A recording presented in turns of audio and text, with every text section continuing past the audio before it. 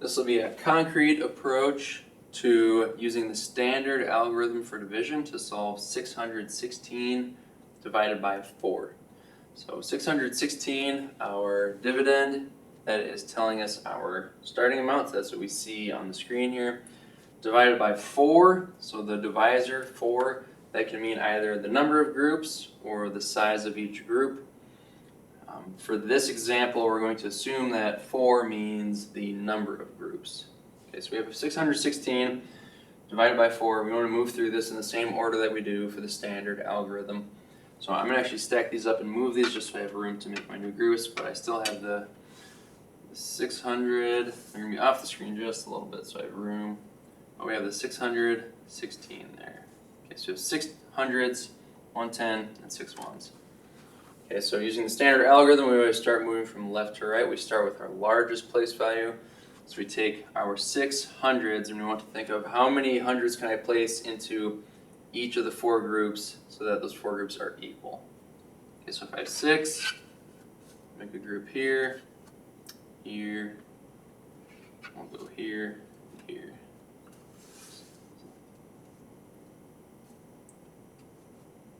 So those are going to be my 4 groups. I still have 2 hundreds that are left over. I can't put those into the 4 groups equally, so these have to be regrouped.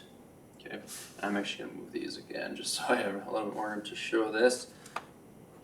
What I mean by regrouped is rather than thinking of this as 100, I want to instead think of this as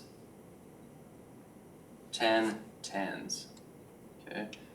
So I'm going to regroup that 100 as 10 tens, and then I'll do the same for this other 100. So the reason we're able to do that is because we haven't changed the total number of ones cubes that are inside that model.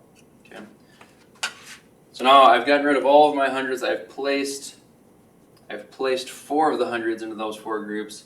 These 10 tens and these 10 tens and this 110 that are remaining. So these are all still kind of in our starting amount. Okay, so I'm a little bit off the screen here, but so this is all in our starting amount up here. Move these up here sort of just to avoid confusion. Okay, so those are, right, we took those 2 hundreds and changed those or regrouped those into 20 tens. So now we have 21 tens up here. Okay, we don't have any hundreds left over in our original amount. Okay. So now we want to take those 21 hundreds and we want to the 21 tens, we want to place those equally into these 4 groups. Okay. So you can go one by one if we need to, right? We can put one here, and then put one in the second group, one in the third group, and then one in the fourth group, and just continue in this iterative process until we can't place them all into equal groups. So I'll kind of fast forward a few steps. So assuming that I've done this iterative process 5 total times, so I've placed 5 tens into each group. Right. Then I'm just left with this 110 in my starting amount still, or in my dividend. So this 10, right, I can't put it into this group here, or this group here, and have those groups stay equal. Okay, so again, this is where we need to regroup. Rather than having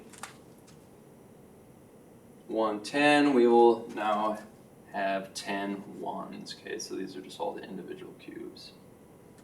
Okay, so those 10 ones, in addition to the original 6 ones that I had, I'll do the exact same thing. Right, you could go one at a time, right, placing ones into each group. Right, kind of to fast forward.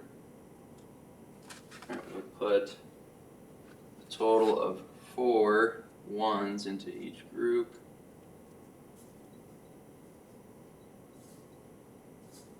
Okay, so you can see in my starting amount, my original amount, that 616, that dividend, I have nothing left over, so that means there's no remainder, no fractional portion, no decimal. And then again, I had 616 divided into 4 equal groups. Here's my 4 equal groups.